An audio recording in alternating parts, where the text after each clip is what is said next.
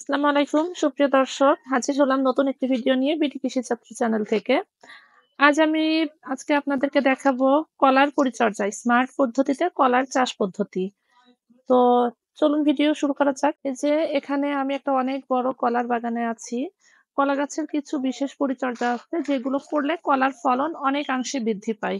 তার ভিতরে ১ম যেটা বলবো সেটা হলো কলার জমিতে কিন্তু একসাথে অনেকগুলা গাছ হয়। এই যে এখানে একই সাথে কিন্তু অনেকগুলা গাছ।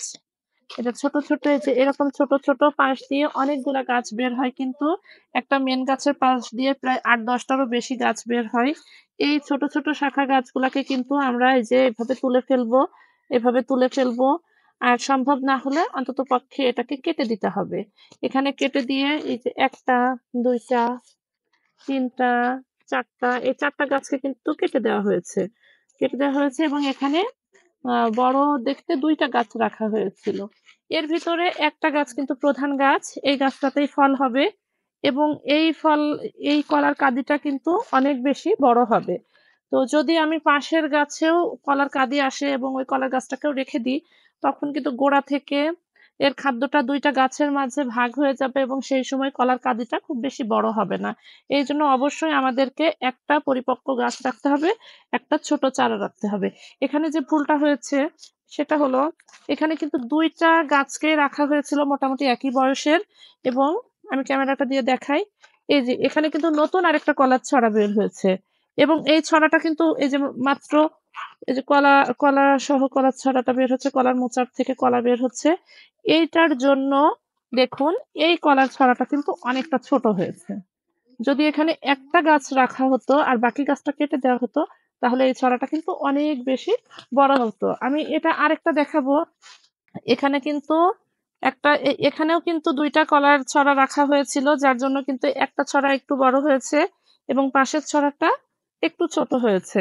আর এই ভুলটা করা যাবে না। অবশ্যই আমাদেরকে একটা গাছ রাখতে হবে। তাহলে একটা গাছেই কাঁদি আসবে এবং সেই কলার কাঁদিটা অনেক বেশি বড় হবে।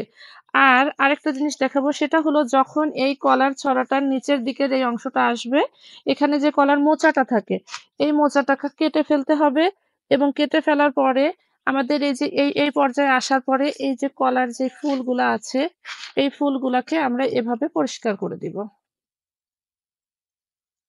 কলার এই ফুলগুলাকে যদি আমরা পরিষ্কার করে দিই তাহলে কলাটা অনেক বেশি বড় হবে এবং খুব দ্রুত এর গ্রোথ চলে আসবে।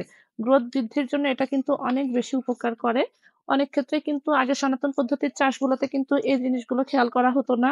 তবে এখন অনেক পরীক্ষা করার পর দেখা গেছে যে যদি আমরা এই ফুলগুলোকে ফেলে দিই তাহলে কিন্তু অনেক বেশি দ্রুত কলাটা বড় হয় এবং সাইজও অনেক ভালো হয়, তখন ভালো দামও পাওয়া যায়। এটা অবশ্যই খেয়াল রাখতে হবে। কলা চাষের ক্ষেত্রে আরেকটা পরিচর্যা করতে হবে।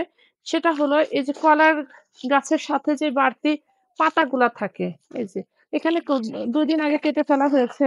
এই যে এরকম থাকে পিছনে কয়েকটাতে বাদ আছে। এই যে এই ধরনের বয়স্ক পাতাগুলাকে অবশ্যই কেটে ফেলতে হবে। অবশ্যই এখান থেকে কেটে ফেলতে হবে। আর এই যে মরা পাতাগুলা আছে, এই পাতাগুলোকে কিন্তু এভাবে টেনে, টেনে পরিষ্কার করে দিতে হবে।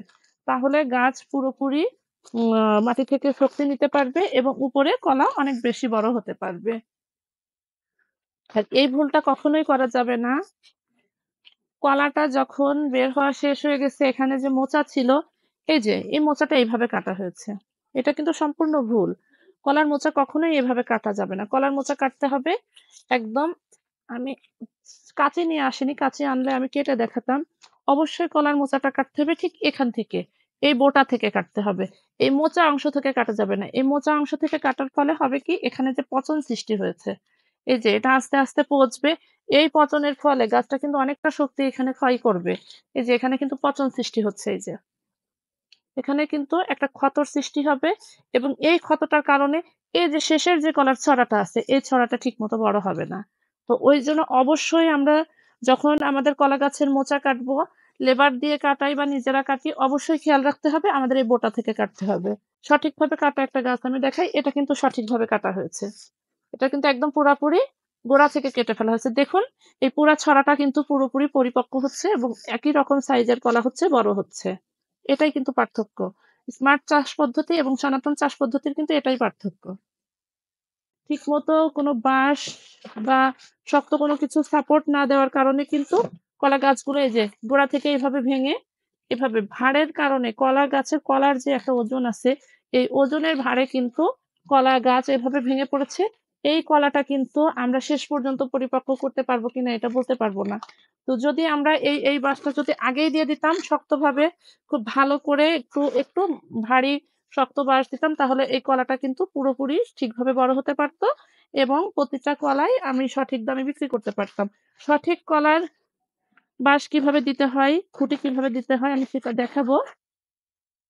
এই যে এটা এই পাশ থেকে কলার কাঁদিটা কিন্তু ঝুলে আছে মানে ভর প্রয়োগ করতেছে। আমরা এই অ্যাঙ্গেল থেকে এই যে ঠিক এইভাবে একটু কাত করে এই অ্যাঙ্গেল থেকে এই অ্যাঙ্গেল থেকে আমরা যদি এই বাঁশটাকে এরকম শক্ত করে লাগিয়ে এর সাথে বেঁধে দিই, তাহলে এই পুরা কলার যে কাঁদিটা আছে, ছড়াটা আছে, এটার ভার কিন্তু এই বাঁশের উপরে পড়ছে। তখন আমার এই কলা গাছের এই বডিতে কিন্তু কোনো ক্ষতি হচ্ছে না। আর অবশ্যই এই পাতাগুলোকে আমরা টেনে পরিষ্কার করে দিব।